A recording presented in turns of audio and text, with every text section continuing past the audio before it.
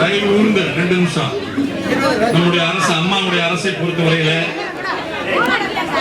முதலமைச்சர் ஐயா எடப்பாடியார் அவர்களை பொறுத்தவரையில ஒரே தாரக மந்திரம், மதத்தின் பெயரால் மனிதர்களை அவர் வேறுபடுத்தி பார்ப்பது கிடையாது. நல்லா சொல்லுங்க, இஸ்லாமியர்கள், கிறிஸ்தவர்கள், முஸ்லிம்கள், இஸ்லாமியர்கள், கிறிஸ்தவர்கள், இந்துக்கள் அனைவரும் ஒன்றே என்று நினைப்பவர் நம்முடைய ஐயா எடப்பாடியார் அவர்கள்.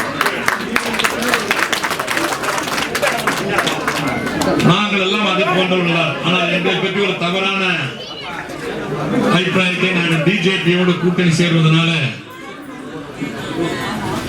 நாங்க பிஜேபிக்கு அடிமையாயிட்டோம் சொல்லி நாங்க தான் புதுசா பிஜேபியோட கூட்டணி சேரங்கிறது இல்ல.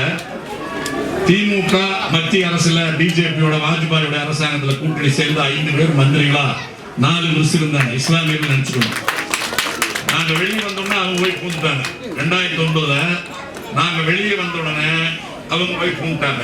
எங்களை பொறுத்த வரைக்கும் நாங்க பூதுல இந்த மினி கிளினிக், 350 கோடிக்கு ஒரு மருத்துவ கல்லூரி, மருத்துவமனை, பல ரோடுகள், பல விவசாய வசதிகள், இதெல்லாம் உருவாக்குவதற்காக நாங்கள் அவங்களோட நல்லுறவு இருக்கிறோம். எப்போதும் உங்களுக்கு ஏதாவது இடையூறு வந்தால் கொதித்தளக்கூடிய மனிதர்களாக குணசேகரன் இருப்பாரு, நானும் இருப்பேன், கண்ணப்பன் இருப்பாரு, அன்பகம் திருப்பதி இருப்பாரு, நம்முடைய கண்ணன் இருப்பாரு, ஐயா சிபான் பாய் இருக்கிறாரு, நம்ம ரத்ன குமார் இருக்காரு. எதுனாலும் ஒட்டுமொத்தமா அனைத்து இந்திய அண்ணா திமுக கொதிக்கணும். அரசு உங்களுடைய அரசு. எங்கள் தலைவர் எம்ஜிஆர் மட்டும்தான் இஸ்லாமியர்களோடு மிக அதிக நெருக்கத்தோடு இருந்து இஸ்லாமியர் காஷ்மீர் போயிருந்தப்ப கொடுத்த தொப்பியை வாழ்நாள் முழுவதும் கழட்டாம போட்டிருந்த ஒரே தலைவர்.